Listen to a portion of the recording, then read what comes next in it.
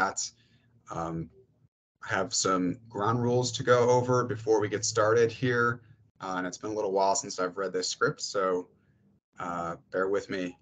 First of all, my name's David Tim. I'm the chair of the Tenant Landlord Commission, and welcome to our June 14th meeting of the TLC.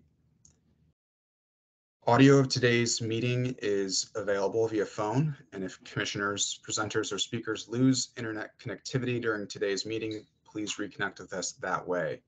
If you're joining us through Teams, please keep your phones and devices muted until you are called upon, and please turn off sound to any other devices around you to minimize interference.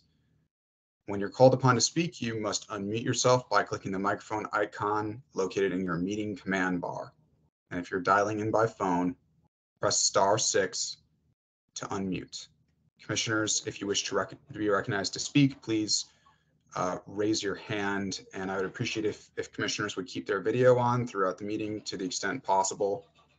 Public speakers, you'll be given an opportunity at the beginning of the meeting to make comments, and you'll be provided 3 minutes to speak per organization or person. A speaking timer will be used, and if you're dialing in by phone, we'll provide a verbal warning at 30 seconds.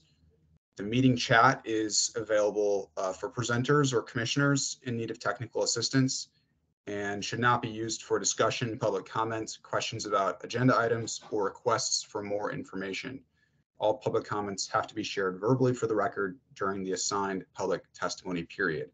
Finally, this is a public meeting, and all information associated with today's meeting, whether written or spoken, is subject to the Freedom of Information Act requirements. All right, thank you for bearing with me through that. It's given me PTSD to our all virtual years during COVID, but I'm glad to see so many of you here with us today. Let's start with roll call, and I think we've got Ryan Whitaker here, correct, Ryan? Present. Thanks. Emily? Present. Nardo? Thanks. Sarah Lamford? I saw Hey, Sarah. David. Yes? David, this is Kristen. I'm signed in on my computer, but it keeps telling me that I'm still waiting. Okay, I'll have Rhoda or Hector check to see if they can let you in on the computer. Sorry about that. Kristen, you can just try to sign on in again. Just come on out and come back in again, see if that works. Okay, sure thing. Mm-hmm. Wouldn't be a virtual meeting without some technical difficulties, so thank you for bearing with us. Elder Basurto? Yes, I am present. Great. And I heard Kristen speak, so I believe she's here. Kirit? I am here. Great, thanks. And let's see who I'm missing. I know Matt is absent today, Matt Royer. And Aaron Almanzar, are you present today? Don't see you in the chat here. Maybe he'll join in a minute. And I know Chris is joining us late. Have I missed any commissioners in the chat here?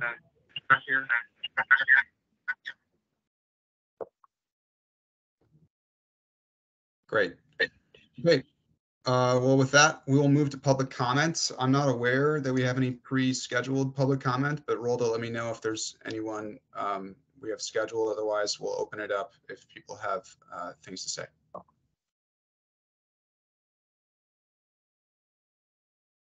The one scheduled is just for the item number 6. Okay. And I'll ask if you are speaking related to the Shelton or the Clarendon Court issues. We have those specifically on our agenda, and so I'd ask that you'd hold your comments to that part of the meeting. Otherwise, are there any public comments from attendees? Okay. We'll move along to approval of the meeting minutes from last month. Commissioners, any revisions to the meeting minutes, which are up on the screen now?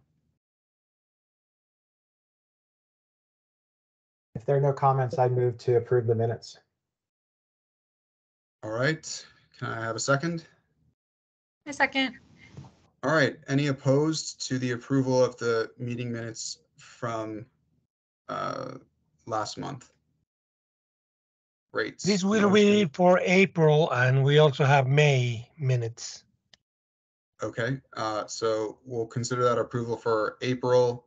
Would you just briefly put up May? And I suspect it'll be the same thing, but.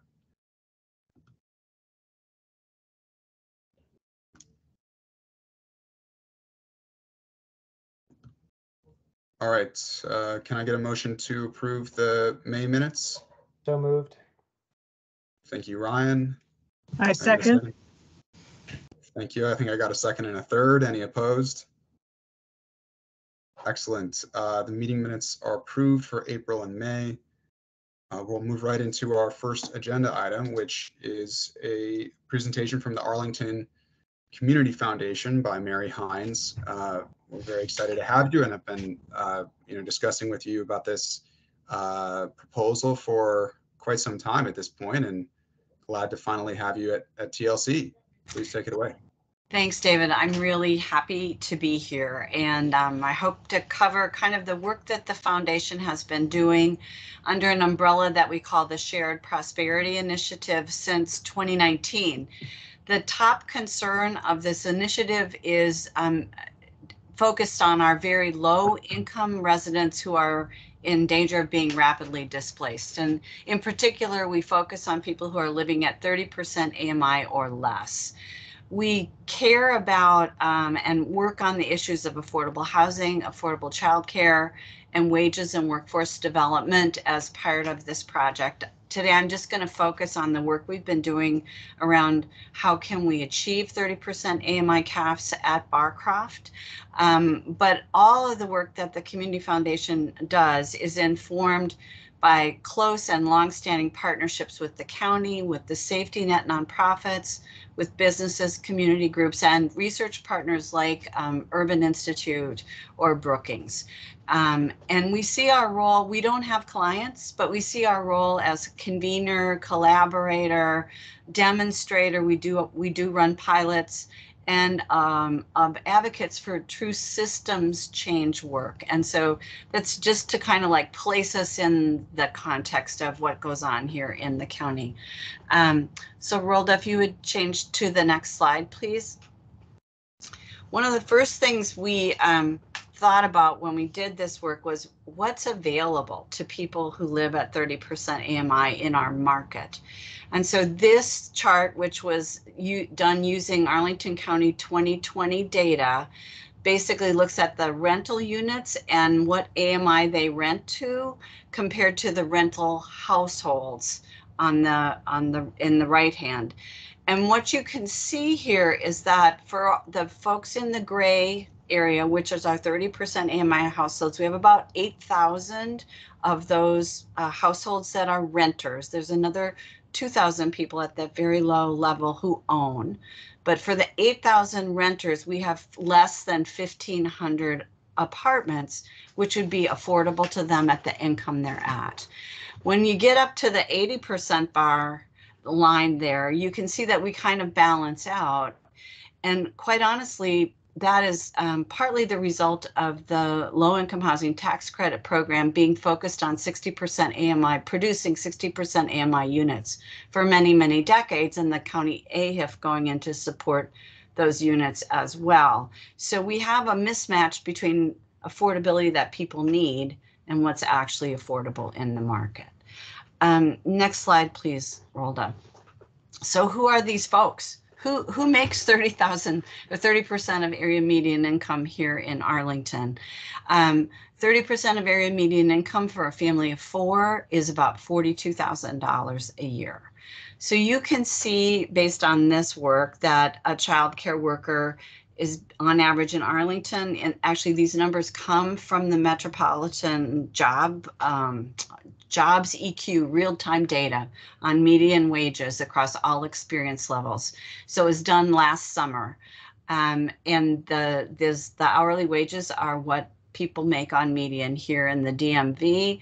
And you can see that hourly wage translated into a full-time salary, although we really have to say all the time that people in many of these positions don't have full-time salaries, they don't have benefits, often they don't have health care. But everybody who does these jobs is living below what it would be considered an affordable income level, affordable hourly rate level to live safely in our community. So these are all jobs we need. They're part of our ecosystem, and we focus very particularly on working families in this space. Next one, please, Rolda. So what has the Community Foundation been doing? We got some money from Amazon to make some philanthropic investment in buying down units at the front end, basically bringing dollars to a deal to take a 60% unit and buy it down to a 30% rent. And that was trying to get a number. What does it really cost to do that? And our big takeaway is right there. It costs about $170,000 of additional investment to buy a 60% AMI unit down to 30% for 30 years. We do have some papers that we've just finished that now explain this in more detail, and I've asked Rolda to email them to the commissioners after, and they'll be posted on our website. But that $170,000 is an important number to understand. We also did a 2-year rent subsidy program that was philanthropically funded, where we took households that were in at 30% AMI but living in a 60% unit to try to validate the county's housing grant program and look at, is it different if you have different rules about who can qualify? And the reality is that our grant program, our subsidy program, provided the same amount per year that the county program does. And the county program is projected at $9,300 a household for next year, for, well, the year that'll start in July. And we took those learnings and we have turned that into advocacy for 255 of the 1,334 units which have been committed to remain affordable at Barcroft. That 255 of those would be at locked in at a 30% AMI rate. So built into the plan would be enough investment to pull those units down so they just remain at 30% AMI and would not need a housing grant to help a low-income household stay in that unit. So how do we get to 255? That's kind of a random number if you're thinking 1,334. So Rolda, if you could go to the next slide, please. The orange bars show who was living there by their self-reported AMI incomes in May of last year. So there were 255 households living at Barcroft who said they earned 30% AMI. So that's where our number comes from. The deal for Barcroft was basically a commitment by the 3 investor partners, Amazon, Gyre Lynch, and the county, to maintain 1,334 units at 60% AMI or less for 99 years. Gyre Lynch, as the developer, was tasked with creating a plan that would allow them to get there based on the money that Amazon and the county put on the table. And their plan, which they presented last fall, is the blue bars. So you can see they only have 31 units at 30% AMI. They have the bulk of the units at 50, which is more affordable than 60. And then there's some at 60. But we looked at that and we thought, gosh, we're going to need an awful lot of housing grants to help people at 30 and 40 if we peg them at 50s.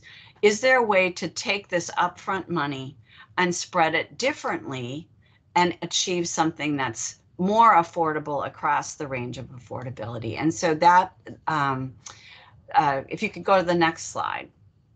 So that was our key question. Can we spread this money differently? And in order to do that, we had to understand how the deal was initially constructed.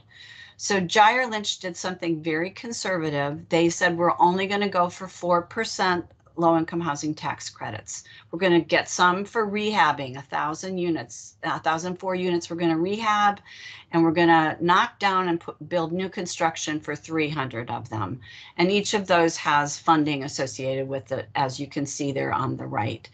So you get your 1,334 CAFs, and you use $298 million to get there.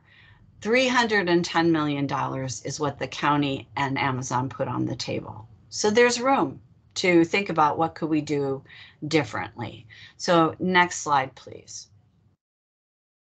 So the green bars are what we're calling an illustrative pathway. For all of you who've been doing public policy, you know that there's never just one way to solve the problem. There are always puts and takes. So this is one way. There are surely others.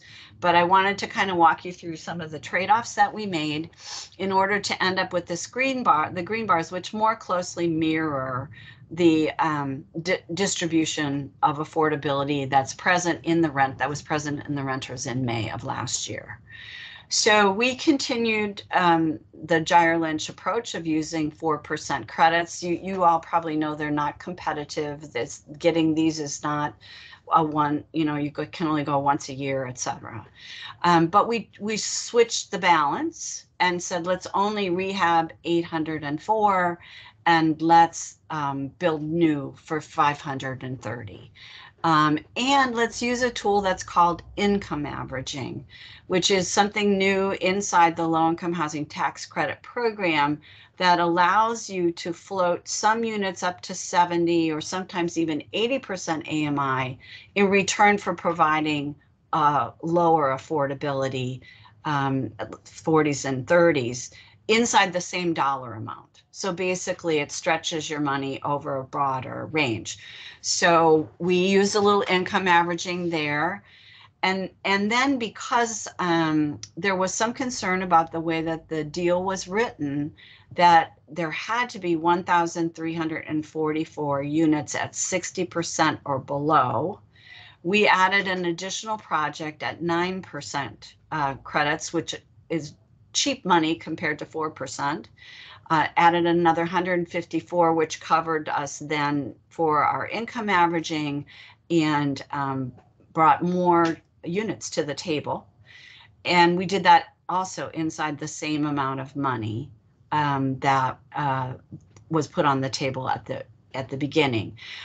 And this kind of an array of affordability would mean that if people progress through the income bands, they continue to be able to access a unit that is the right affordability for them. We still don't need a lot of housing grants brought to this property because we have flexibility across the income bands, and we're meeting many of the other goals that were laid out in the agreement. So that's the sort of the big idea here is we can get 255 this way, and we can do it all with the money that's on the table. Now the county board also has some other tools, next slide, that are being discussed. Get to the next slide. And if you've been around Arlington and Brown development, you know that height and density can bring additional benefits to a project. And so there's some anomalies in how the form-based code was done because the commercial areas were done before the residential areas. And so there's some height mismatches, and there's some other kinds of assumptions that were made during the Columbia Pike Plan. And adjusting those I guess, baseline understandings that were baked into the plan, which is all within the county board's control, could indeed bring more flexibility to how the money is spent, could bring additional units through the addition of density. There's also ways to approach parking and some of the other road and infrastructure investments, which could reduce the pressure on the project, therefore freeing up money to bring to affordable housing or to other community benefits. The developer has proposed a community center and an outdoor swimming pool and a few other amenities that really would be incredible for the tenants. Remember that the plan calls for bringing to at least bringing at least twice as many market rate units to this site as as preserved. So this is going to be, you know, upwards of 4,000 units probably when all is said and done. So those are additional ways within the project that we could reduce the need for cash to achieve affordability. All of that is going to be worked through in something called the Master Financing and Development Plan, shorthand is MFDP, that Gyre Lynch and the county are in the process of finalizing. And we keep hearing, we had thought that probably the community was going to get a look at it in the fall. We're now hearing with less clarity about that, but Gyre Lynch is bringing in a small 100 unit project that is down on the 4 Mile Run area. They're taking it to the Housing Commission in July. So they're testing out some of their ideas. Next slide, please, Rolda. There's some other sources of funding too. Historic tax credits. This is one of the very first garden apartments to be built in the Commonwealth. There are things called new market tax credits. There's opportunity zones. There's a variety of other financial tools that it's a 10 to 12 year build out to go from what we have today to the full vision of what will be there. And Gyre Lynch's intention is to bring sections in, every year or every 2 years. So the landscape will change in terms of funding, and it's our view that they should keep working this, and that the intention to end up with an array of affordability should be something that the investors commit to in the MFDP and stay committed to over the life of the project. Next slide, please. So this just basically is a comparison of the two. So you can see how the deal in our illustrative pathway is different from what they put in their baseline. It's sort of a summary chart. And then the next slide, it basically looks at what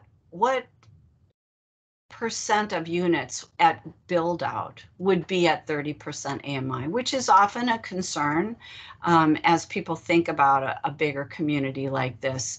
And so you can see that in a baseline scenario, which would bring 1,700 market units, about 8% of them would be 30% AMI. And then when you bring more market rate units, the percentage of 30% AMI units drops while maintaining that 255.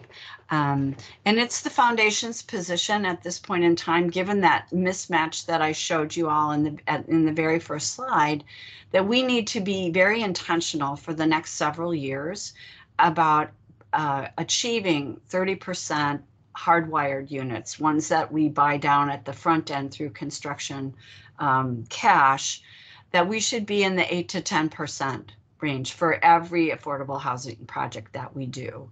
If we want to try to more right size our affordability to the needs of the people who live here. And I think this is my last slide, but maybe there's one more that just has, this is, I use this for a group that was advocating, but honestly, we've just been really encouraging people to, if you support this goal, to let the county board know and to let Amazon know. Income averaging, as I said, is a new tool about which some people have concern. And we do have a one-pager on income averaging on our website. And then throughout the life of this project, we're going to need to continue pursuing additional funding to bring it home. And then I think now the last slide would have my contact information. So, David, I hope that wasn't too long. It's a lot of information, but I am happy to take questions or not, however you wish. Yeah, I appreciate the presentation, Mary. Thank you very much for coming. It's definitely an interesting issue. I'm not quite sure, and maybe others have gotten it more quickly, but I'm not sure I understand the income averaging totally.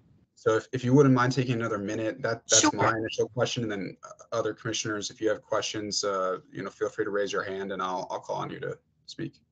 Sure. So the LIHTC program, Low Income Housing Tax Credit Program, was very focused on producing only 60% units. And Right. people don't all come in those nice little 60% packages. And so a couple years ago, the feds, it's all the federal money, the feds said, okay, we're going to allow some variation on this. And the way we're going to do it is we'll allow you to go above 60% to 70% AMI or 80% if you also then bring in a balancing number of very low income units. So it's kind of a 2-to-1 or a 1.5 to 1 ratio. So you go up to 70.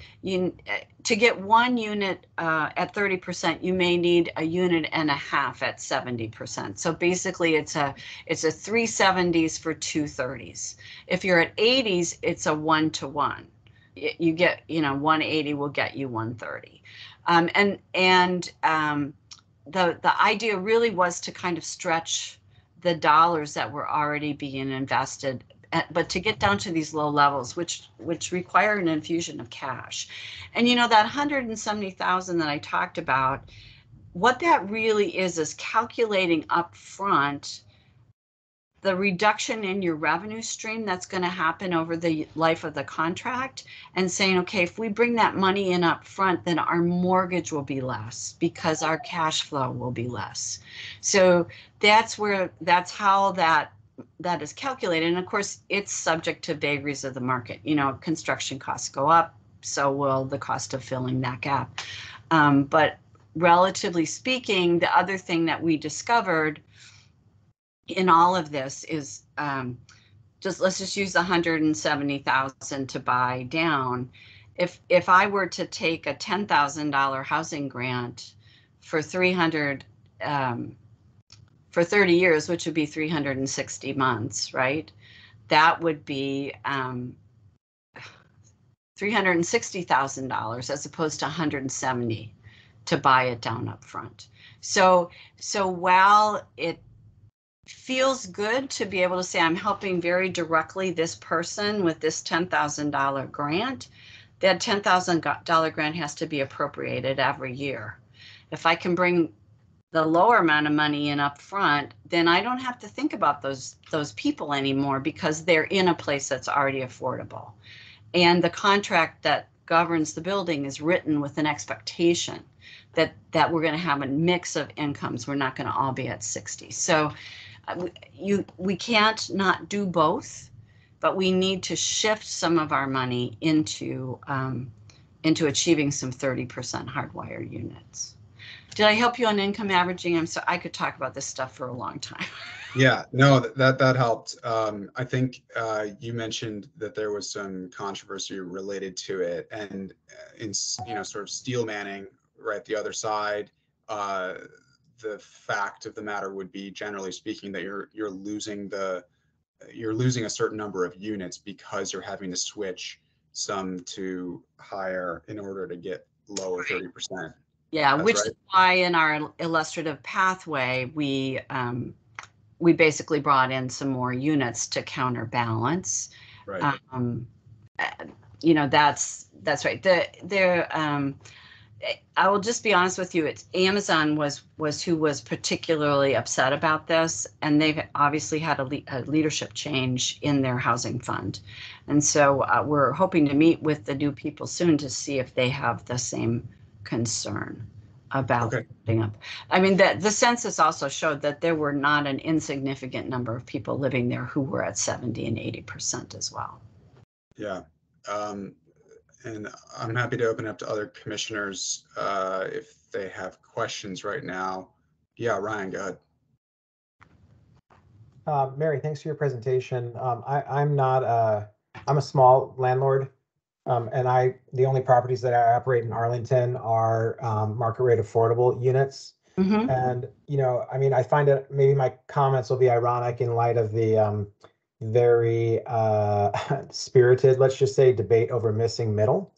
But, I find that I'm sure there's a need, and obviously the presentation you had for who makes $30,000 and what kind of jobs do they do is obviously compelling. We want and need those people in our community. I'm curious about, kind of the depth of the need, like how many people, and you're targeting a very specific number at 255 units. Is that enough? Is that not enough? Is it too much? And I'll tell you, as somebody who operates market rate affordable units, the question I get the most often from people who see our units and our rents say, gosh, will I make too much income to qualify for your apartment? And I get that question all the time. And what that tells me is that they're going to other places, frankly, that I, have to compete with, and they, subsidized housing of some sort or another, and they don't qualify because they make too much money. And and very rarely do I get somebody who doesn't demonstrate enough income to pay, $1,400 a month in rent. That's still a lot of money. I'm not, when I moved to Arlington, I was paying $600 a month in rent. So I get it, but I'm just there's for somebody like me who operates Class B apartments in units, buildings that are like 12 to 20 or so units in per building. And they're nice, clean units, but they're not fancy and they're market rate affordable, right? But I still have to compete against subsidized units, and it's difficult. And so I find that even with the income averaging thing, the thing I kept thinking about was like the middle is getting squeezed out of this. You might get some 80% units and you're going to get some 30% units, but how many 50 or 60% units are you getting? And right. So that's why that green set of bars really does show that you can address 30, 40, 50, 60, and 70 all in the same property. In this large property, we have to also say Barcroft is pretty unique in Arlington. It's a large property. This commitment up front to make it all, continue affordability at all of them is also very unique. So I would say, the 30% AMI people don't have a lot of options, Ryan. A family of four is making $42,000 a year. That, 15, that's a lot of money for rent when you have a couple of kids and are doing other things. And there are, per the census, and we've checked these numbers since the 2020 census, there are 8,000 renter households in Arlington who make 30% AMI or less. A chunk of those people are people who have disabilities of various sorts or mental illness. They live on SSI, right? There's a chunk of them that are older who don't have a lot of income, that they're stuck. They're working families. What we know about working families, based on data that is collected in the housing grant program, working families on average are staying in our housing grant program about 5 years. So if you think of that, somebody has a baby and 5 years later they go off to school. I think that this is partly how people with small children are managing, who are working these jobs. So we're not, I hear you. And honestly, as a board member and as a community member, I'm so grateful for people like you who are, providing people with safe, decent housing in small amounts. Not everybody wants to live in big high-rise buildings at all. So, but it's about, to me, as somebody who sat on the county board, this is about what's our community's commitment. We're already putting $28-30 million a year on the table for AHIF and housing grants. Who do we want to help, and what is the most efficient way to help them? And I think focusing on this gap that we have at 30% of just a dearth of, it's just. Well, don't get me started on housing grant money. I've had expressed opinions on this in the past about whether I think that money is being used efficiently or not. Because I bought a property that had housing grant money, and there were deplorable conditions that those people were living in, and I bought it and renovated it. And I don't have any. Not that I would turn it down. I'm not legally allowed to turn it down, but I don't have any subsidized tenants right now, and I still have market rate units, and they're nice units. I wish the people that were living there before, it just bothers me when somebody takes, public money and takes advantage of their residents. It just really bugs me. It should bug all of us, honestly, because it's all of our money that's being misused. So I hear you. Those are legitimate concerns, and we should be looking at them as these policies move forward. Okay, well, thanks. I just want to quickly let the record reflect that Chris Wimbush is present. Are there any other commissioner comments? I see Sharita, you have your hand raised. I'm not exactly sure who you are. So would you just introduce yourself briefly? Hi, David. Yes, I would love to introduce myself. My name is Sharita Sweeney, and I am the Emergency Assistant Manager for Arlington Thrive.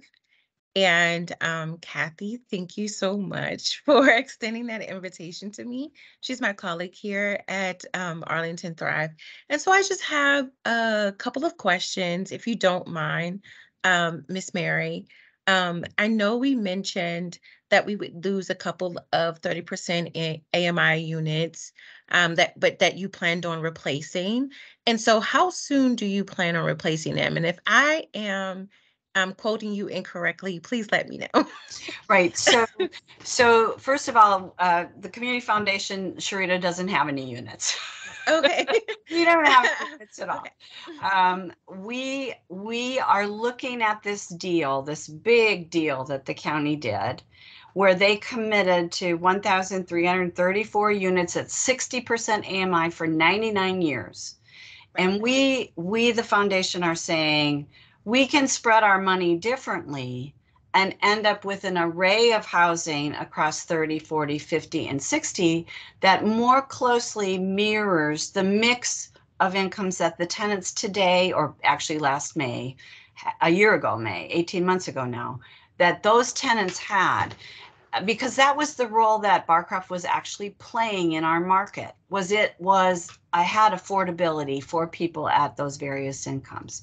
And so what we're doing is advocating to the county, to Gyre Lynch, and to Amazon that they commit to that number of 30% AMI units as a long-term commitment.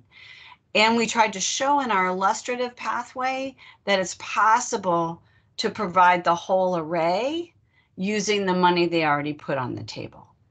That we don't need to bring more money to this deal necessarily in order to provide units that are affordable to households at these incomes. Does that make sense? It does, but I have another question, if you don't mind. That's good. I noticed that the 40% AMI was completely missing. What is the plan of action to help tackle that for those individuals? Maybe they could put Rhoda, could you put the slide up that has the 3 colors that's called illustrative pathway? It might be easier to put that image in front of us. So the plan that has nothing for 40%, Sharita, is Gyre Lynch's plan. That was the plan they initially submitted. So I don't know, it's probably maybe slide 6, Rhoda, or 7. Yeah, okay. So those blue bars, that 960 in the 50s that shows 0 in the 40s, that was what Gyre Lynch proposed when they did their first initial proposal. And first of all, it doesn't have hardly any 30s at all, which we were bothered by. But we also recognize that the only way you bridge down that 960 units down to those lower is to give those households a housing grant. That's how you close the gap.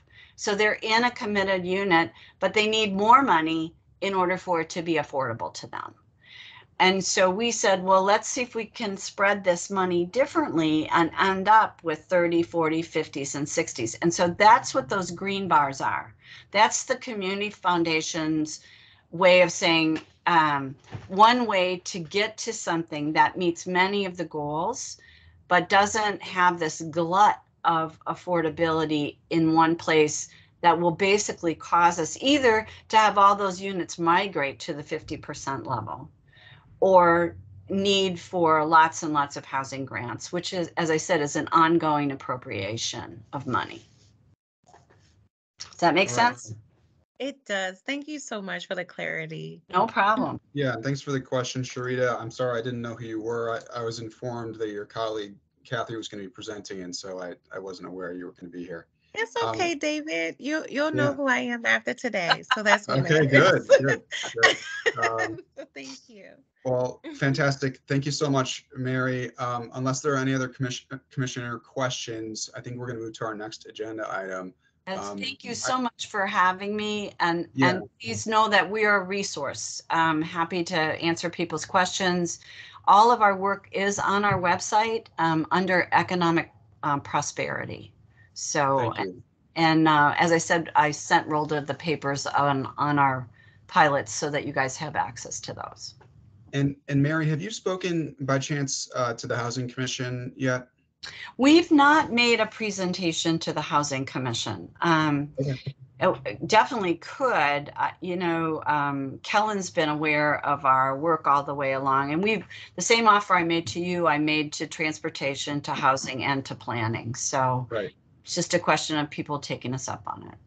Okay. Yeah. No, I was just curious whether they had seen it yet. And I guess I think what we'll probably do is we'll not vote on this whether to send a letter today. I want to give commissioners additional time to review, the website and the materials you provided after this discussion.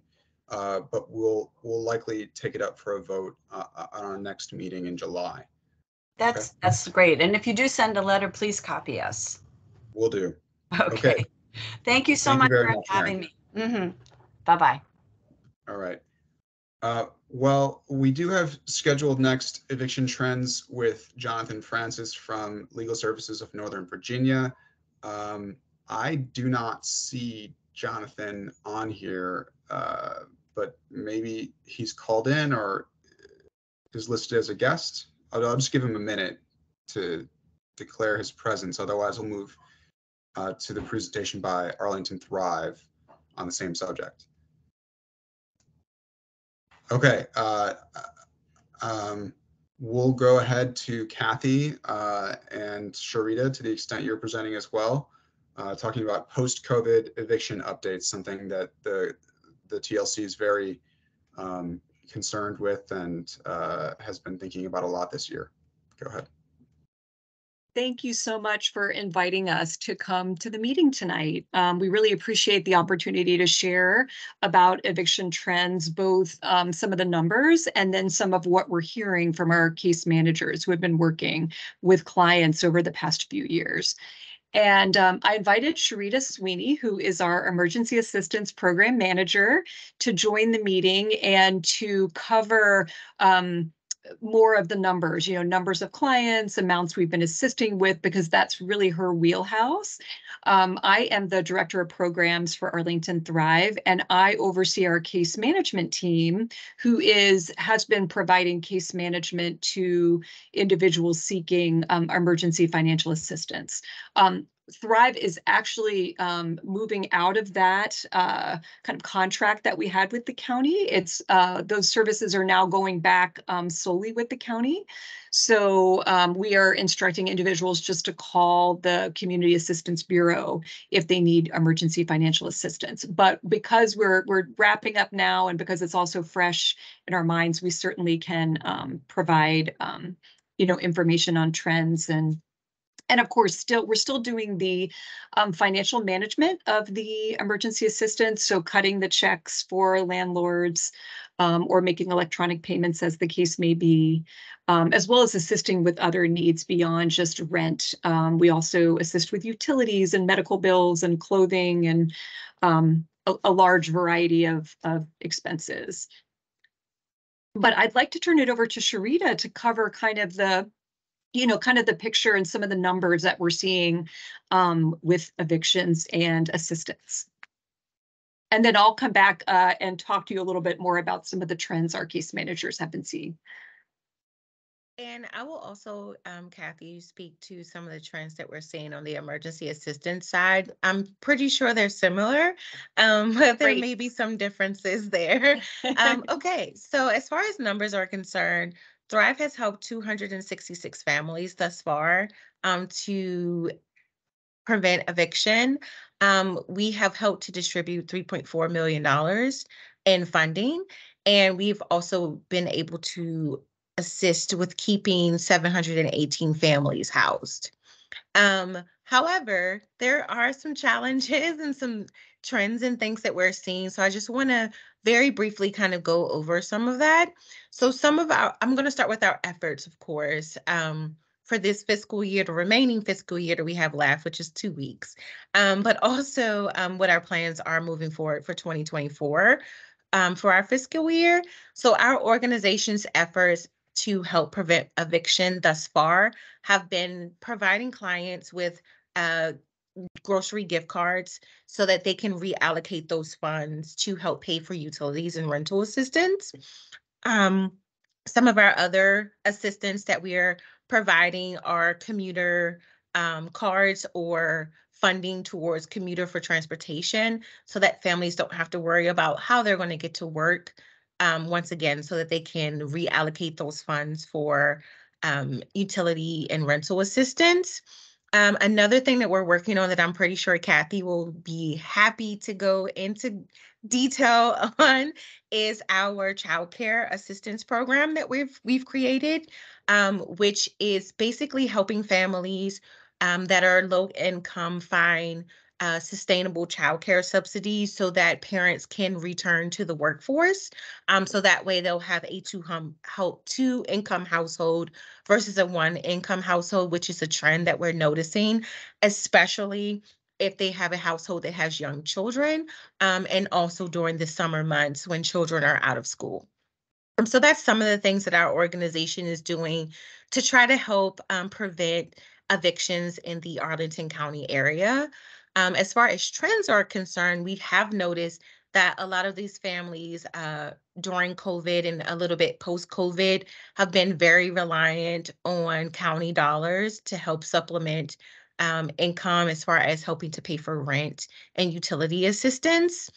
We are actually paying out more money now post-COVID than we were during COVID, which is something that's kind of concerning, simply because I believe families became very reliant on the county during that time, during those dollars, and maybe there has been some miscommunication.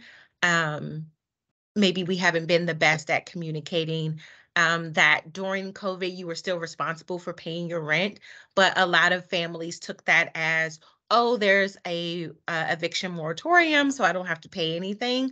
So we have noticed that a lot of families have maybe had the means to pay their rent, but chose not to pay their rent simply because of misinformation.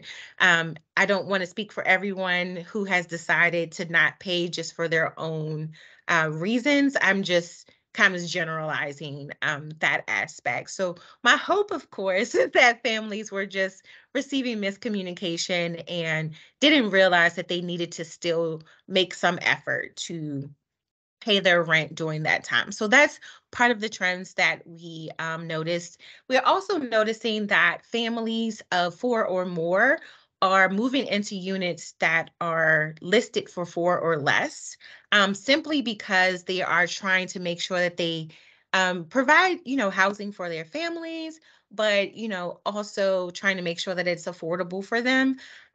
But there are restrictions to that, so they tend to omit individuals from their lease as a result, so that they can try to get secured housing, affordable unit. So that's another trend that we have been noticing. Some of the challenges are, of course, that churches and different organizations are quickly running out of money because a lot of the Arlingtonians are relying on dollars from different nonprofit organizations, churches, the county to kind of help supplement that additional cost for rent. And so a lot of people are running out of money quickly. New caps that are being implemented relatively quickly as well, with either little to no transition time, are causing families to self-evict. Because they just don't know where they're going to get this additional monies from to help kind of get them out of the deficit that they're in. So those are some of the challenges that we're finding.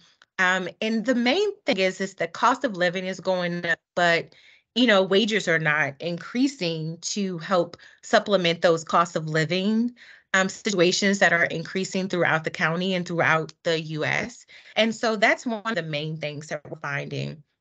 Another challenge that we're unfortunately coming into is the increase of fraud due to people just being desperate, and they're just trying to make sure that families are secured housing, they're feeding their children and so on and so forth. So they're omitting information just to try to better their chances at getting assistance. Thanks, Kathy and Sharita. I was hoping to pair this with some eviction trends from Legal Services of Northern Virginia. I presume, are you seeing, I shouldn't say I presume, are you seeing, you mentioned increase in self-eviction. Are you also seeing a correlated increase in just general evictions, or do you have any insight Yes. into whether those Yes. evictions are okay? Absolutely. Yeah, we there's no secret that the homeless shelters are full. The main thing that the county is kind of relying on is like, hey, we'll be happy to help you with our caps. However, we need to make sure that you're able to pay your rent going forward. And so a number one trend that we're seeing is a lot of these families are taking those 60% AMI units, but they really should be taking a 30% unit. So they're going back to the county, hoping that they'll get assistance to kind of make up for what they're lacking. But unfortunately, the county with these new caps are unable to help as generously as they were doing in the past. So a lot of these families are taking these 60 AMI units, hoping that they would gain assistance from other organizations, but they're finding out very quickly that a lot of these organizations are completely out of money, or they're not able to help in the capacity that they were perhaps maybe last year or even the beginning of this fiscal year. So a lot of families are self-evicting to prevent an eviction on their credit, which will prevent them from finding housing in the future. So that's one of the main trends that we're finding, is that people are evicting themselves simply because they don't know what else to do, or who else to ask for assistance for. And when you say self-eviction, you're essentially saying they're breaking the lease and leaving the property Correct. prior to the end of the term? Okay. Correct. Prior to, the sheriff's or going to court and they're saying you need to be out by this date. So instead, they're moving prior to that, not knowing that they could potentially be putting themselves in harm's way, more so than helping themselves, because they're thinking they're doing the best that they can do for their families, which I completely understand. And we've been talking about trends. Are we talking about the last 6 months, the last 12 months? Yes, the Okay. last 6 months. Last 6 months. All right. And what sort of data is Thrive collecting on what you call self-evictions or evictions in general? What sort of data has Thrive been gathering? We don't have data yet, but Kathy, you can go ahead and take this one, but we don't have a lot of data yet. It's just more so clients, just the feedback that we're getting from social workers, from clients, and also local landlords as well. But Kathy, if you want to chime in, please feel free. Okay, sure. No, thank you, Sharita. So Legal Services of Northern Virginia sends out a report every week with the evictions that are scheduled for that week. Right. And so, unfortunately, their representative isn't here to give you some of that data, but they do have it, and I'm sure they would be happy to share it with you. I know Sabrina Ware is a relatively new staff member with Legal Services of Northern Virginia, and she is spearheading like a regional housing meeting to talk about kind of post-pandemic, eviction trends and housing issues and all of that. So she might be a good contact. And if you want to follow up with me, I can connect you with her contact information. I'd be happy to. Yeah. That'd be great. I also wanted to ask, I'm not sure how familiar you all are with the caps on assistance that Sharita was referring to? I think we are aware that there are caps. We've had some presentations to that effect, I think from county Okay. staff over the last 6 months. But I don't know that I could cite the amounts or the restrictions to you off the top of my head. Yeah, no, sure. I mean, I just thought I would kind of explain that. So prior to January 1st of this year, there was no real limit on how much people could apply for. Right. And decisions were made really based on the needs of that family. And there certainly was a examination of whether the family would be able to pay rent moving forward, instead of just funding them if they demonstrated some sort of need. Initially during COVID, there were certain funding sources where you had to demonstrate that you had lost your job to COVID, or you had some kind of COVID related difficulty. And then after a while, that funding kind of, was used up, and it went back to just the state and the county funding. So, the county really was able to assist people with quite large balances, 16,000, 20 something thousand, really large amounts. They let the community know, and our team and their social work team let the clients know that a change was coming. In October, they took initially people at 80% of area median income were eligible for rental assistance during COVID. And as of October of last year, it went down to the usual 50% of AMI, which is the usual income limit for a lot of county assistance. And so that was the first change. And then the bigger change was that there was a cap starting January 1st of this year of $7,000 maximum payment. And then about a month ago, the county announced that as of July 1st, the cap was going to go down even further to $3,000. So when you're looking at some of the affordable units, like for a family of 4, a 2-bedroom affordable unit with like AHC or APA tends to be about $1,700, $1,800 at 60% AMI. So a $3,000, amount wouldn't cover even 2 months of rent, say if someone became ill and was totally unable to work and lost their income, for example. So it's a big change from how things were during the pandemic, where really, I mean, the biggest, I think, effort was to keep people from becoming homeless. And so these caps have been put in place, but I think the clients, and Arlington residents at large, are having trouble adjusting, because they may have, as Sharita mentioned, they may have adjusted their budget during COVID thinking, oh gosh, at least I have rent covered. Now I can pay utilities. Now I can buy enough food for my family.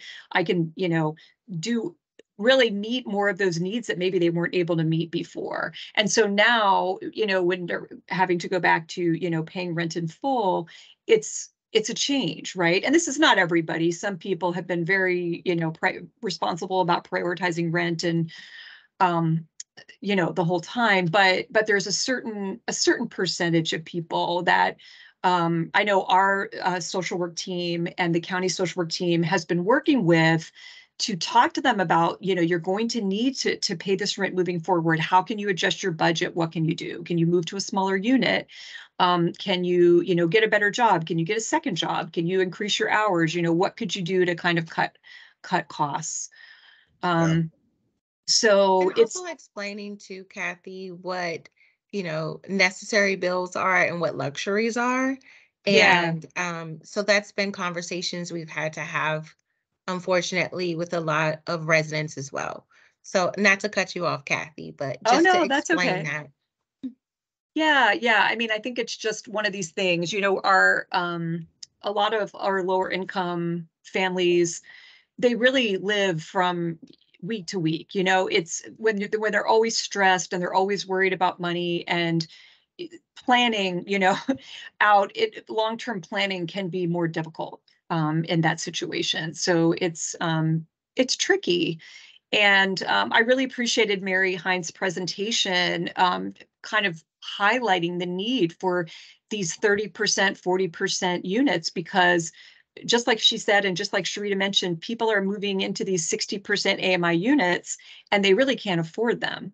So if they're eligible for the housing grant, definitely they're being referred to apply to the housing grant. And one thing, there was a meeting of the Housing Action Arlington group earlier today, and Heather Venner was sharing that the rental caps on the housing grant program are increasing. So that's a good thing, because that way, residents can get more of their rent, covered, because they're not totally up to market rate or anything, but they're higher than they were. So that should be a little bit more helpful. And there's actually a study group looking at the housing grant program and looking at possibilities for expanding population. So right now you either have to be a working family with children under 18, or you have to be elderly or disabled. And so single individuals are not eligible for the housing grant. Right. So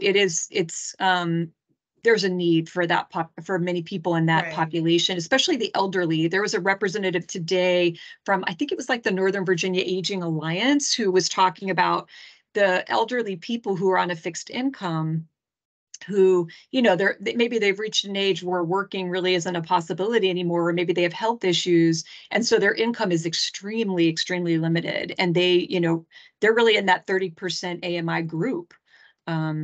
So it's such a multifaceted, issue. And just to also piggyback on that, and I promise I'm done talking. A lot of the Section 8 housing lists are starting to open up this year. That's been federally mandated. So Arlington County will be opening their Section 8 waiting list. 3 of the main things are that they have to be either the 30% or low in order to qualify for the housing grant. They have to be either elderly or a household that has has children in it under the age of 18.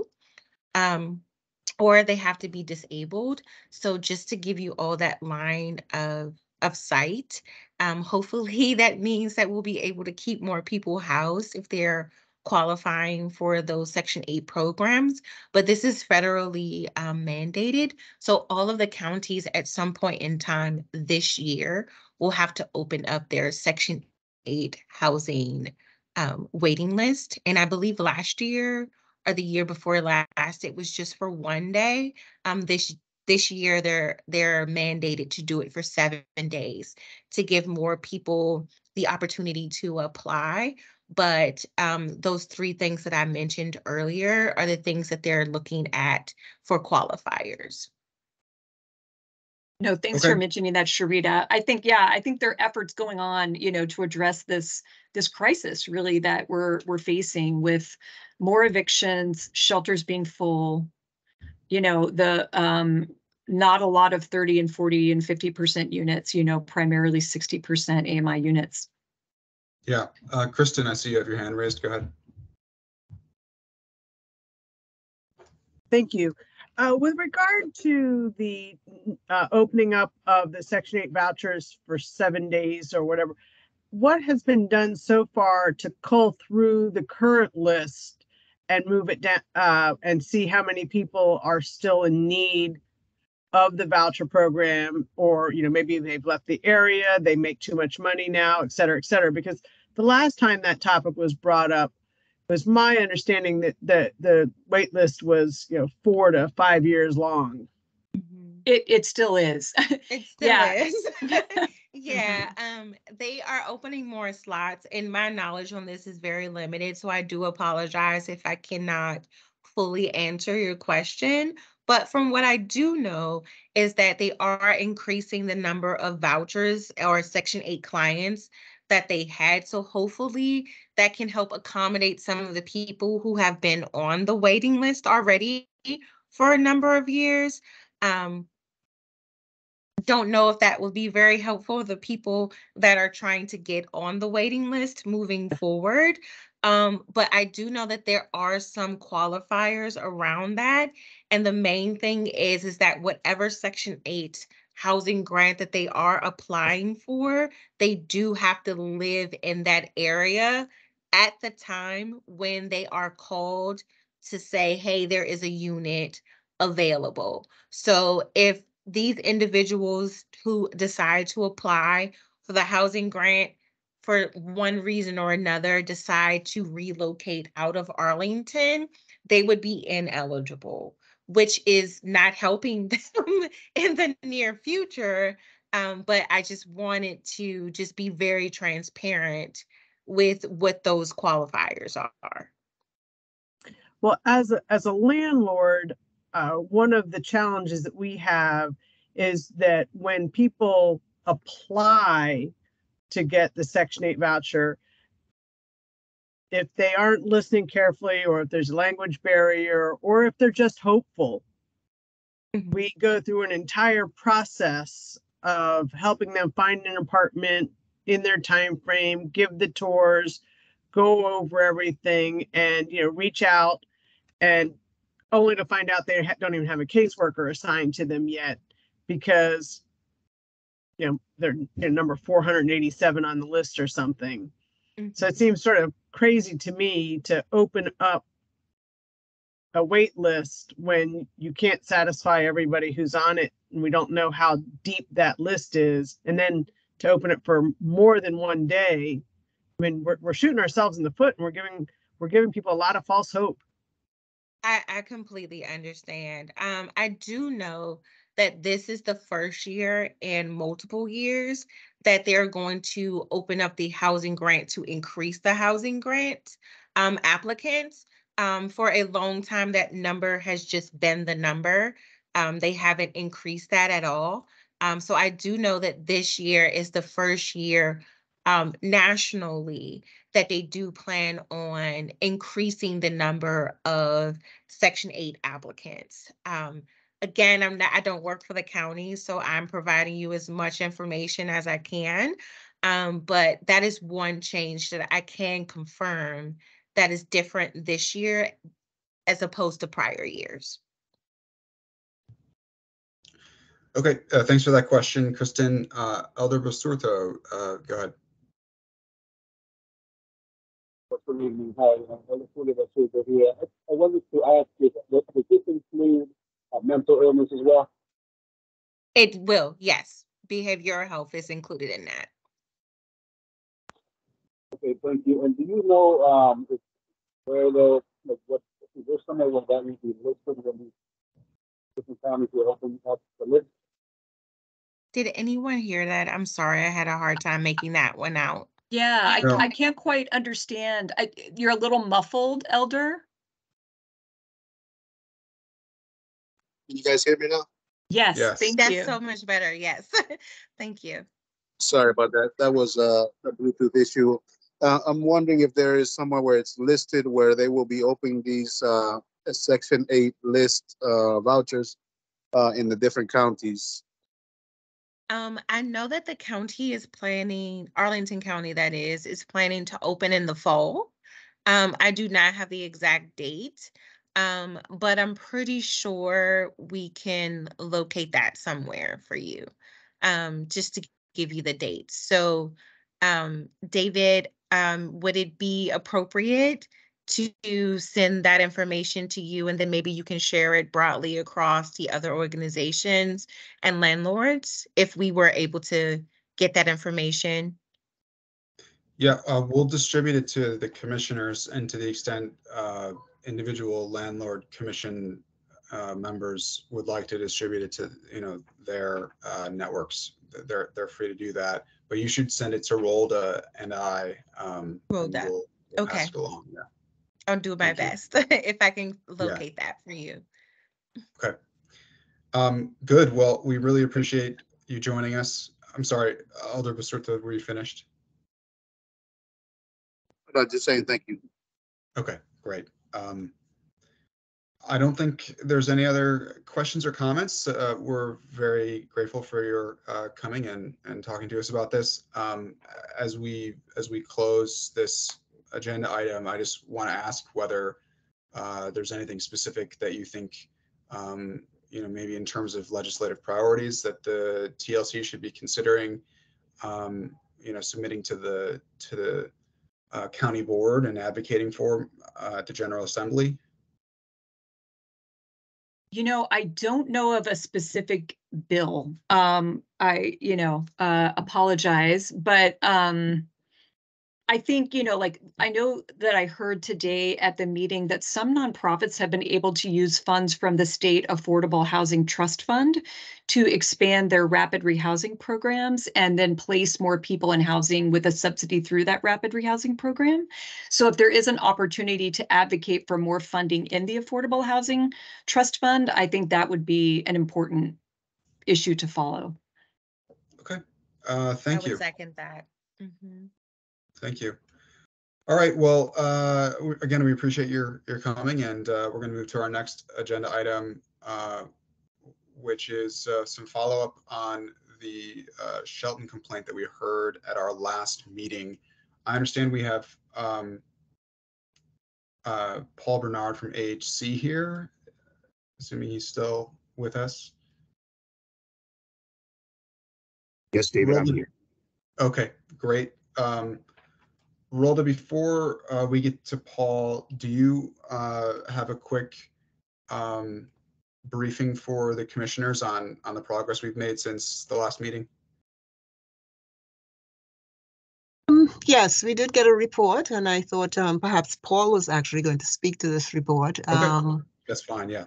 Is that the case, Paul? Would you be summarizing this report that Jennifer Smith provided to us? Yes, I can do that if you like. Okay, go ahead. Okay, go ahead, Paul. So first, thank you for the opportunity to speak to the Joint Commission. Last month, both the Tenant, Landlord, and Housing Commission, a few residents from the Shelton came and voiced their concerns, and we thought it was important, and we take these concerns seriously. We thought it was important to provide you with some follow-up. I'd like to just give some general comments first, and then jump right to the specific 3 issues around billing, around staffing and customer service, and leasing and research. First and foremost, we try to put our residents first. We value resident feedback, don't tolerate poor customer service from anyone, and that includes retaliation. When we learn about issues, we've tried, and hopefully we've demonstrated how swiftly we try to follow up. It so happens that same week of your commission, Harbor Group had already planned for a resident meeting, which was held. That meeting was held before the joint, county meeting. I attended that meeting along with other AHC staff and senior staff. We regularly meet with Harbor Group. They are the property managers over at the Shelton. And lastly, we've developed and distributed some resident concern guide for all of our AHC communities to ensure that there's no ways to both report issues and bring issues up if needed, and as well how to escalate those issues. Now, with respect to the three things that emerged around billing, a specific bill that was quoted to be $5,000, as well as other bills in general around utilities and fees. Couple things. Since your last meeting, we've tried to locate the $5,000 water bill that the resident brought up at the May 11th meeting. Unfortunately, we were unsuccessful in doing that. It's not clear that the county had any success either. We don't know. Roller could speak to that. But we were able to review water and utility bills for the last 6 months, and those the results were that we didn't find any bill anywhere near that amount. The largest bill that we saw were a handful of bills that were around $300, but most of them were well under $100 a month. What we think could have happened is, just in terms of background and history, when Harbor Group took over the property, they combined all the bills, and it included both utilities as well as rent, and maybe there was a mistake in that regard, mistaking an older bill, but we ceased that process in 2022. But maybe there was a mistake in terms of just believing that older bill was consistent with what we're doing going forward. So on a related topic, with respect to fees, we have recently reviewed our fee policy across all of our portfolio, and we're planning to roll out reduced fees across the portfolio. And we hope that we haven't done it just yet, but we will do it within the next couple of weeks. And we hope that that will be received as both compassionate and consistent with our goals towards equity. Want to talk a little bit about staffing and customer services. We recognize, like everyone else, that staffing has changed at the Shelton in 2022 when AHC closed down its management company. And we're continuing to work with Harbor Group as well as other property management partners to ensure that the staffs are well trained, customer focused, and in terms of how they serve our communities. And that's a work in progress. With regard to the issue around leasing and recertifications, we acknowledge that we were behind in the Shelton. It was both due to staffing shortages and challenges on receiving just paperwork, and that the paperwork that met the compliance needs. What we've done as a result, Harbor Group, they've added hours, evening hours and Saturday morning hours to complete recertifications. I just want to give you a sense of where we are. We have 6 files that remain at compliance, 3 pending from residents, and 8, unfortunately, residents have been unresponsive. For those residents who aren't recertified, they automatically go to a month-to-month lease until the recertification process is complete. Now, once the process is complete, you go back to being on an annual lease. And regardless of your recertification status, increases are only allowed in a 12-month period. And residents receive at minimum 60-day notice before an increase goes into effect. I guess what I'd like to say, and sort of where I started in my opening comments, is that we value our residents and expect good customer service. When there are issues, we act swiftly. And at the end of the day, one of the things we're trying to accomplish with our new strategic planning is to be a lot more resident-centric. So those are the comments or updates I'd like to add to the commission. Certainly open to any questions. Yeah, thanks. Ryan, go ahead. Thanks for your comments, Paul. I'm just curious. What steps do you guys take to oversee, specific management at the properties? Because a lot of what we hear at the commission are complaints around interactions with, the actual management on site, whether they're dismissive or, of claims or whatever. And it's not just to, AHC properties, it's for other properties as well. But I'm just curious, what kind of oversight do you guys have on kind of on-site management? Yeah, Ryan, thanks for that question. There are 3 levels of oversight. There's just the traditional asset management oversight, which includes both physical as well as, we ask questions around, treatment of residents. Then we have weekly meetings that incorporate both asset management as well as resident services, with our property managers. And when we are aware of issues, we raise issues, and when we're aware of issues, we bring those to bear. And then there's the emergency or the issue that occurs out of cycle. And either that's going to be Jennifer Indo or myself responding if it gets elevated to our level. And I guess that's my point. It might, it seems like some of this stuff might not get elevated to your level until a resident comes to something like the TLC or, another body before it hits your radar.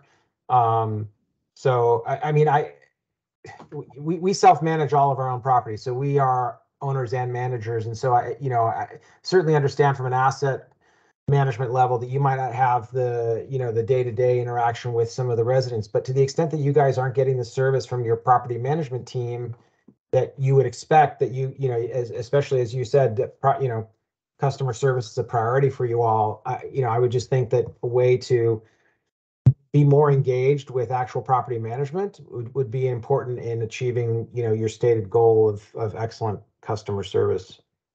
I appreciate that, and hopefully, I mean, what we're doing now in terms of that ongoing engagement, it is both the asset management responsibility and function to be engaged on a more regular basis. On a monthly basis, we meet with each and every property manager with our resident services. Some of that is just an added meeting. Some of that's a part of our evictions preventions policy that we rolled out back last year in August of 2022. So we think we are in regular contact. There's a different issue I believe that you're raising, and at the end of the day, folks have to perform. And if they're not performing, then we have some decisions we need to make. Thank you. Hey, Paul. Thanks for your presentation, and I appreciate the seriousness with which you are taking the complaints that were raised. You mentioned that you're considering a revision to the 10% fee. I mean, can you tell us any more about what you're going to plan to move towards, or what are some of the options that are being considered? It'll be released fairly soon, but just to give a preview, those fees that we had been charging, they will be reduced dramatically. Okay. Would love to get a copy of your final policy once it's released, so that we can review it at the TLC. Any other commissioners have questions for Mr. Bernard?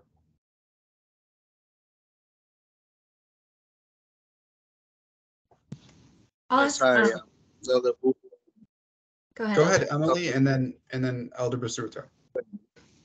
I wanted to know, were you made aware of these complaints before Arlington County staff had reached out to your team? No, was not. Were any of these surprising to you? Yeah, it's the especially the $5,000 water bill. That was surprising to me. And I had during the tenant resident meeting that we had, I had the bill in front of me and I was looking through the bill and I couldn't find. And I reached out to see if we could either identify the resident or get the paperwork or the bill. I was promised that I was going to receive the bill, but I did not receive it. And do we have a copy of the bill from the last meeting? I just checked on that with Rolda, Emily, and I don't think we do have a copy of it. We should have the person's name though who attended the meeting, right? We do. And we've tried to get in touch with him and follow up with him repeatedly, and we never found him again. But, that's not unusual for Mr. Frank, so. Okay, Emily, yeah, thanks. And Elder Basurto?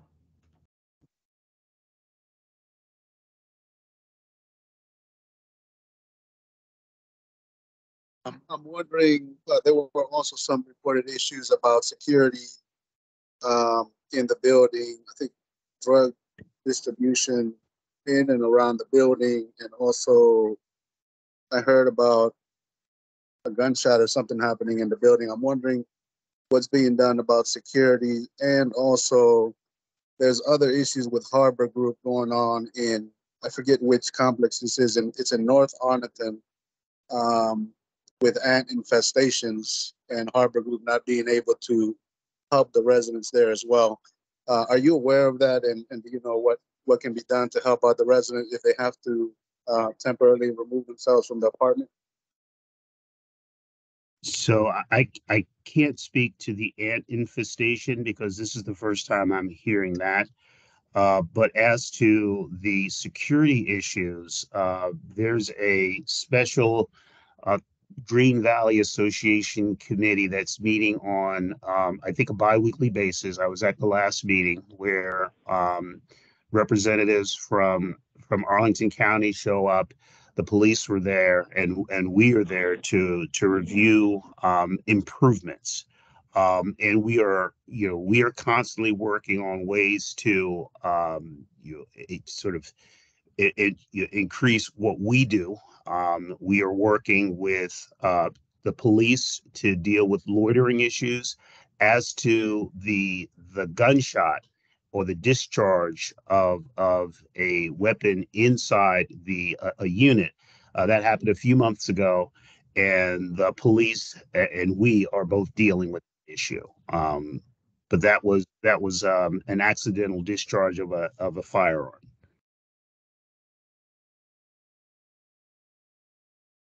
Any other questions for Mr. Bernard?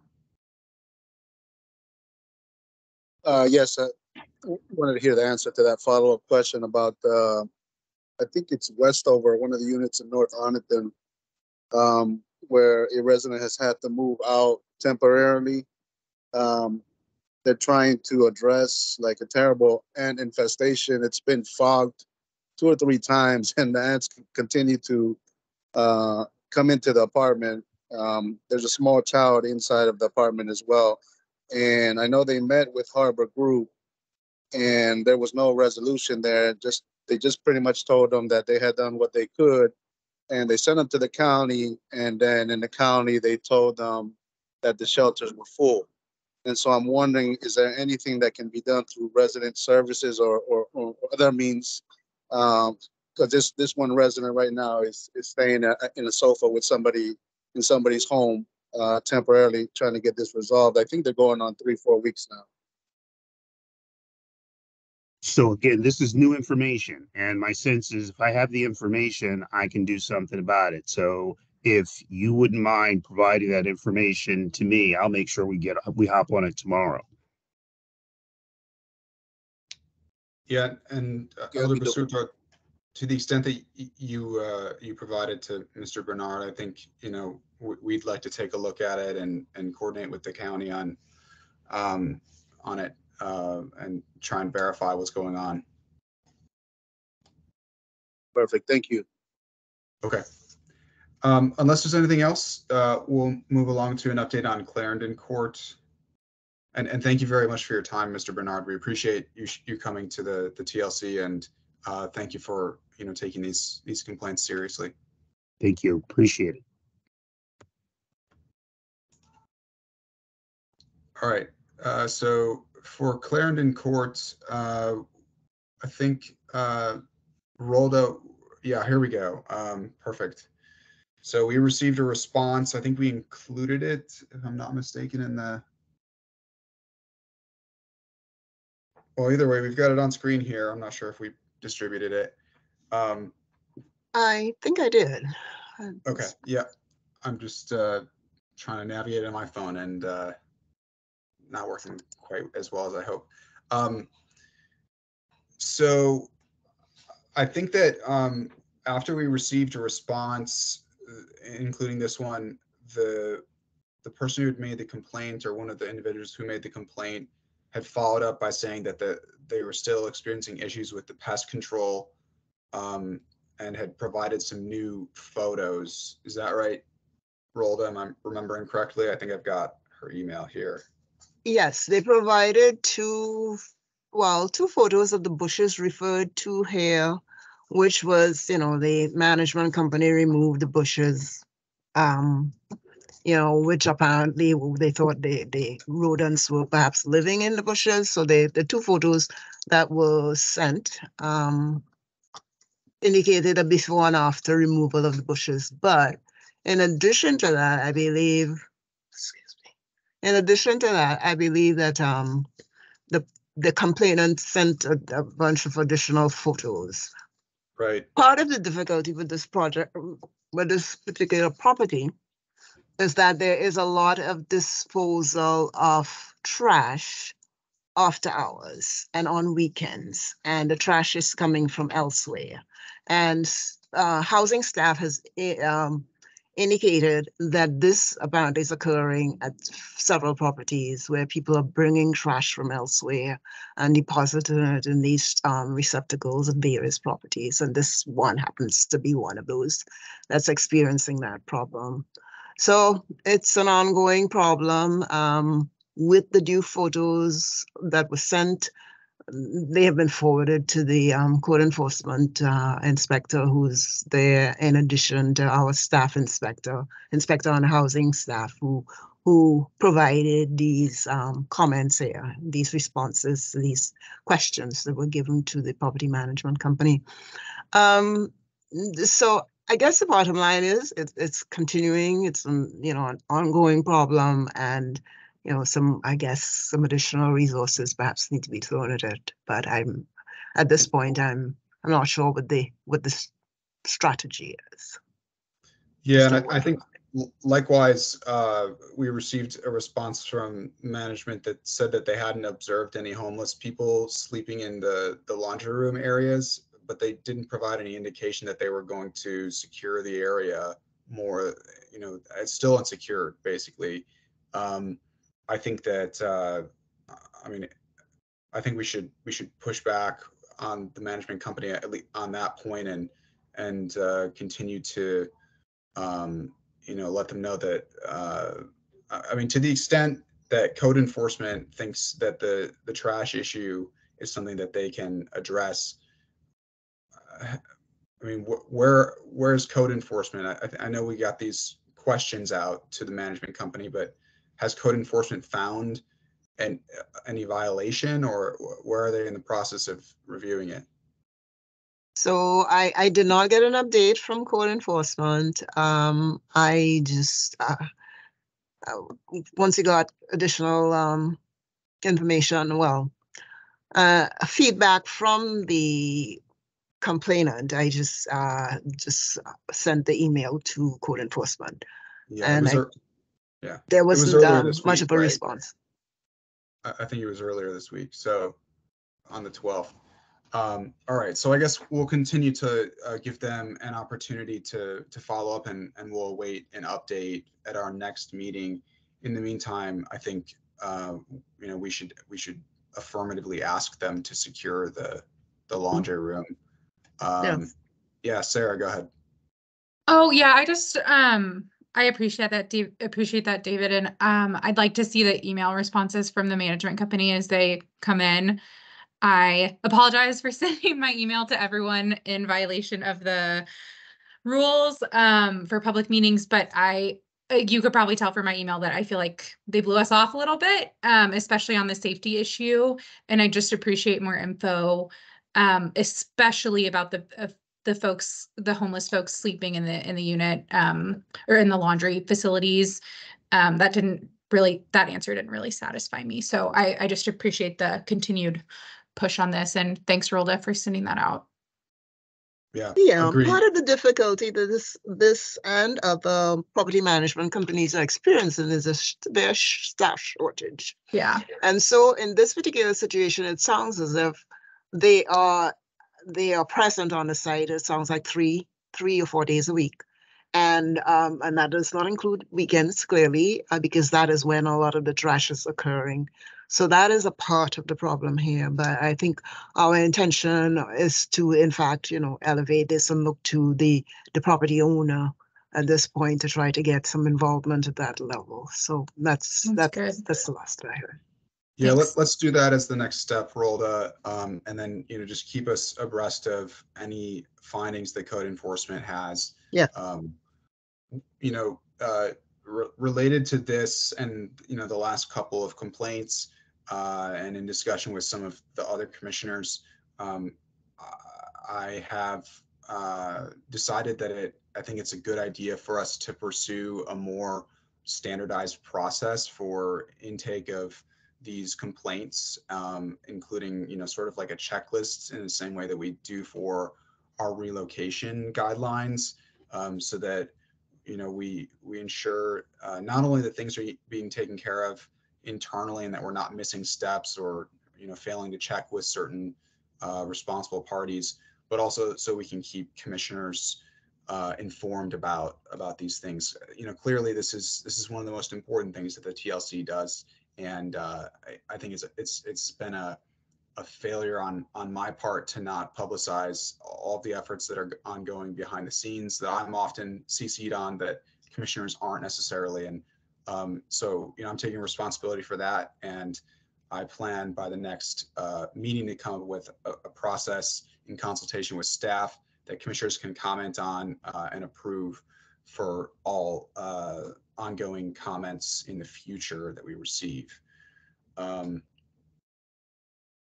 there any other questions or comments related to these updates from the complaints we received last month? Okay, we have subcommittee reports. I'm not sure how many updates we have, but Emily, would you mind going first? Definitely, thanks. So we are meeting again on the 26th. The last meeting we had, we heard from Fairfax County about their experience with alternate dispute resolution, and it is not used kind of at all. So they have all of their resolution is done by staff on their housing staff there. So the next meeting that we have on the 26th, we'll have Jennifer Daniels there talking about what we really want to, what our recommendations would be. And David, I was going to say, my thought going forward is really strengthening our public comment and doing like a checklist and following up. So it'd be great, I think, if you can come on the 26th and we can kind of combine those efforts. Okay. Yep. Sounds good. And of course, all commissioners are always invited to attend subcommittee meetings to the extent they are interested in whatever's being discussed. And it sounds like this will be an important one. So I encourage you to attend subcommittee meetings, or where we get to do a lot of our work, because unfortunately, as you can tell at 8:40 p.m., our time is limited on our monthly calls. So thanks for that update, Emily. So Ryan. quickly, I just wanted to add that in fact that, sorry, excuse me, that was the city of Alexandria that we had at the last meeting. We did reach out to Fairfax, and they sent us, their process in writing. So we have both those jurisdictions in terms of what they do. Great. Okay. Ryan, do you have an update from outreach? Sort of. So we had a meeting last Monday. I was unfortunately time limited by an obligation to get to Dulles, so I was only there for about 40 minutes. But we did speak to Jennifer Daniels and her colleague, whose name is escaping me. And they provided an update.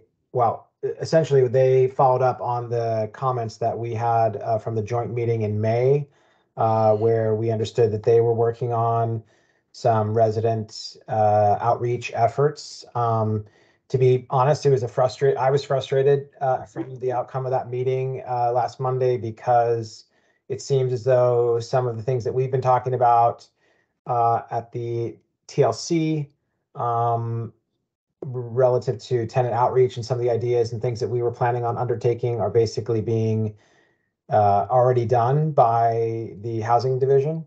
And it's frustrating that A, we didn't know that, and B, that, we weren't maybe more involved in that process. I think we would have some good input. I don't know how seriously the housing division staff would have taken that input if we'd been given it, able to give it earlier. They did show some things, some very attractively designed materials on their, during the presentation that they gave us, asked us for feedback kind of on the spot. I think we had a couple things. Again, I don't know how seriously that feedback will be taken. They did generously offer for us to be their network to distribute this stuff, which I was kind of frustrated by, but I really don't know what the future of the outreach subcommittee will be if the housing division is taking it upon themselves to spearhead outreach. So happy to hear what other commission members think about that, or other subcommittee members. I know Matt's not here, but Kirit did attend that meeting last week. So. Okay. And Ryan, whoever, or I guess Rolda, can you get us that one pager that housing has put together so that it's not a one pager. It's like multiple different brochures. which they plan on printing and distributing, which I also found interesting because, you know, when we started talking about this several months ago on the outreach subcommittee, there was definitely some, I don't know what the right word is, input or pushback that, you know, there wasn't money to print 50,000 brochures, but that's exactly what that's exactly what the housing division is going to do, apparently. So again, I'm not fully informed on their efforts other than what we learned last week. Okay. Whoever's on mute, if you could, whoever's just called in could put their phone on mute, because Maybe that was Kirit. Roll, you're on mute. Or So this process, this communication process and engagement with residents, that's our wheelhouse. This is what we do all the time in various formats and various ways, whether it's workshops, it's, you know, having various community fairs. Now we have embarked upon actually creating the materials primarily with the intention to distribute our CAF units. That was primarily the focus and the audience that these materials were going to. So this has been in the works and it has intensified because, you know, we are always getting comments about people not knowing where resources are and how to find them and whatnot. And so we found that this is a way to do that. In addition to that, we have the upcoming, or ongoing project of updating the website, which again, you've probably been hearing, we all have been hearing about that for a very long time. Things take a long time to happen and to materialize. So there has been a concerted effort for these materials to be created now. And so this is what is happening right now. Well, I guess to respond to that real quickly, I would just say I was frustrated that hadn't been mentioned to us previously. Maybe the website stuff, that's fine, you know, redoing the website or whatever. But I mean, we've been having outreach committee subcommittee meetings for 6 months, and this hasn't come up. And further, you know, we asked a question about whether or not it would be possible to have the county board support either a required or voluntary initiative to you know, to have landlords distribute this, because a lot of the questions we get are not necessarily related to CAF units, but all of the thousands of other units in, you know, in Arlington County. And, you know, the TLC is obviously dedicated to all rental units, not just CAF units. So, I mean, I'm sure maybe you could tell from last week, I was frustrated from that meeting, you know, rightly or wrongly, I don't know, but. Yeah, and you know, for whatever reason, that communication did not get through as it should have, but I certainly knew that this had been going on, and it has come to the point where the materials are actually, you know, visible now. I mean, they had been working on this for some time, but now we actually have materials that we can comment on, and those different, well, it's not just documents, they're also doing some magnets and they're doing some other things. So I think some funding has become available to put towards this, and so they're trying to get this done. So this is why the intensity with, you know, with the work, and that is finally happening now. With regard to the question that you have posed from very early, that has gone through it is at the county attorney's office. They are handling it, you know, with an intern or somebody who's looking into it. So we are still waiting to hear what the outcome is from that, and you will be told as soon as we know. Okay. Also, Ms. Daniels is going to be presenting in the next subcommittee meeting on the 28th. So if other commissioners want to be present there, you will be able to hear on that. What is she exactly presenting on, Hector? Again, the finals on the flyers and what they have presented before. Okay. Well, I mean, okay, but so the only time that we've ever seen it were when they flashed them on the screen at the last subcommittee meeting. So if everything's gone final, that doesn't sound to me like they're really looking for input from the TLC. I mean, I would think that would be something that we would be given. They would be sent to us and given a chance to review or whatever. That's kind of what I'm talking about, I guess. If that's not the case, that's fine. If they're going to just do it and inform us, that's fine too. I guess, you know, we're not required to comment, but to the extent that they're looking for feedback, I would think that they would distribute it to the TLC and we would be given a chance to do that. Yeah, I mean, if these, it sounds like these exist, right, in some form, whether they're draft or final. I think it makes sense that the commission sees it and gets a chance to talk about it at the next TLC meeting. Am I understanding correctly that there's a scheduled subcommittee meeting for the 28th? I must have missed that if that was. Yes, the schedule for the meetings was set up at the beginning. We schedule up to July, the third Wednesday of each month. So the next scheduled meeting is on the 28th of June. Okay, and so for that meeting, Jennifer Daniels is presenting those materials there as well, right? Yes. And I Okay. wasn't aware of that. I just until Hector just said it. So Yeah. I mean, I was aware of the meeting. I wasn't aware of what's being presented. Okay. Well, so just a bit of clarification. So are you asking for these documents to be presented to the entire commission, or is it to the subcommittee? Well, yeah, Dan and David. I think that I think you just distribute them to the entire commission, whether people who, you know, aren't on the subcommittee want to look at them or not is up to them, I guess. But I don't see any reason to restrict it just to the outreach subcommittee right now. Okay, I would let Jennifer know. Okay, thank you.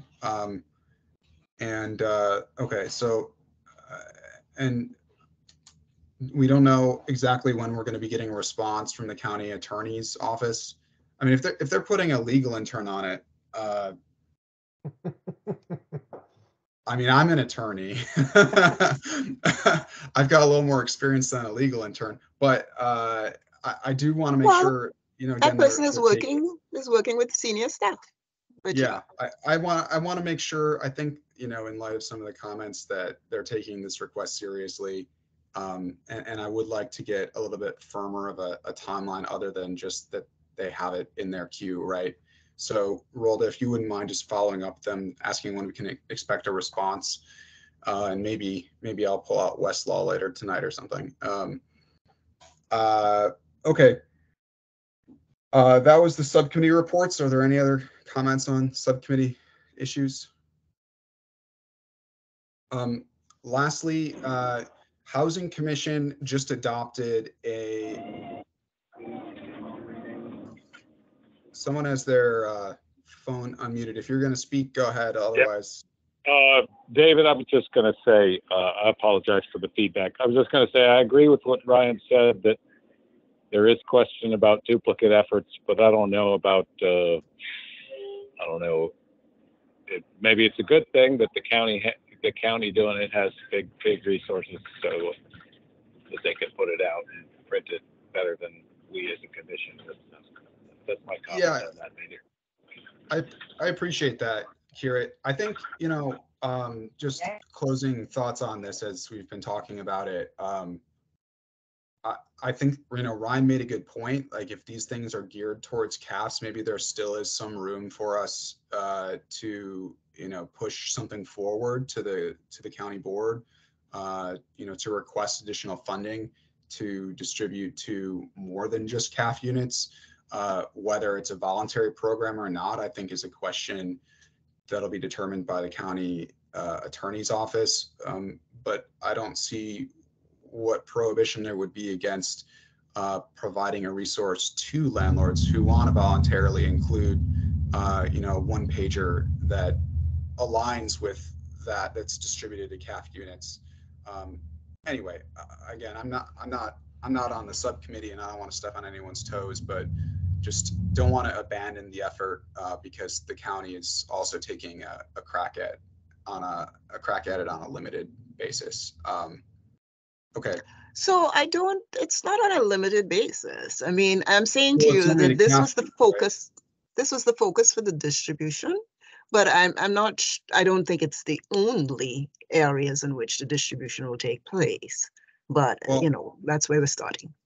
Yeah, well, I guess then it's good that we'll have that upcoming subcommittee meeting, because it seems like we really haven't gotten a full sense of what the county is planning on this.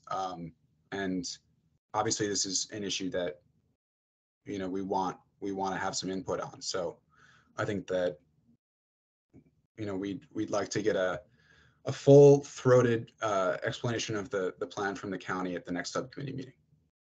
Okay, great. Finally, and then we'll, unless there's any reports from staff, we'll go. The Housing Commission recently adopted an equity framework that Rolda will provide to the commissioners following this meeting. I'm not going to talk about it very long because we've run out of time, obviously, but it just takes a look at issues that come into the Housing Commission or the TLC if we were to adopt it, and tries to ask questions in sort of a principled way about who's benefiting from whatever policies being discussed, what communities might we be forgetting or leaving out. It really is just sort of a more standardized way of thinking about issues that come across TLCs into our wheelhouse, to make sure that we're not unintentionally leaving out communities that aren't necessarily towards the top of every conversation. I'll let commissioners take a look at that document once Rolda distributes it after the meeting, and we can talk about it and vote on whether we approve it at the next meeting. But I'd ask that you just take a moment to consider it, and I suspect that I'll be voting yes on it, because I think it only helps us be more rigorous about our approach to policy and complaints and questions that come to the TLC. Okay, great. Anything else from staff, Rolda? So if I will, 2 minutes, I wanted to just give a quick update on the Tenant Summit, which was held 2 weeks ago on June 3rd. It was an excellent summit from all accounts. We got really very good positive feedback. Chris gave the opening remarks along with welcome from Vanessa, and then we went into the sessions as we had planned. So those went really well. People having those organizations there, the 2 legal organizations, in addition to people getting information about tenant organizing, and then the whole maintenance section with a panelist of code enforcement, environmental health, and our housing outreach coordinator. So those answers on maintenance were answered, those questions were answered, and in general it went well. So I think Sarah had asked to get a quick overview of that. So that went well. So we're looking to maybe do that on an annual basis. So we'll see how it goes, and of course, open to any suggestions on how to improve it and what else we needed to do to attract and encourage more people to come on out. So we'll see. Provided childcare, we provided food, we provided, and pretty much did a blast of marketing through various venues and different, medium. So. And Bugata was our partner, and then DHS, they did all of their programs. So it was a good session in terms of bringing resources there and also addressing issues. So yeah, I'm glad to hear it was a success. I was sad I wasn't able to make it. I had another obligation that day, and thank you, Chris, for stepping in and giving the remarks at the beginning. I'm sure you said things that were far more eloquent than anything I could put together. But maybe this is another area where we can coordinate with the county on outreach. So absolutely, yeah. So let's consider talking about that at the next subcommittee meeting as well. What TLC can bring in terms of input, and for the next one, if this is going to be an annual thing. Okay. Thank you. Also, sorry to interrupt. I want to indicate that, Marbella Phase 2 has completed the relocation of all the tenants. That was successful. They're proceeding to demolition. We're going to report next on the other 2 relocations they have, but right now, Marbella Phase 2 Site A, it's complete. Good. glad to hear that's going along well. And please let us know, of course, if there's anything, any issues that they're experiencing with the relocation. All right. Thank you, everyone, for bearing with us for a longer meeting than normal. I appreciate your time. That concludes the June 14th, 2023 Tenant Landlord Commission. Actually, I think I need a motion to adjourn. So moved. Motion. Oh, thank you, Sarah. Thank you, Ryan. With hearing none opposed, that concludes the June 14, 2023 TLC meeting. Thank you. Thanks. Bye, all. Good night, all. Before you leave, David, could you possibly include me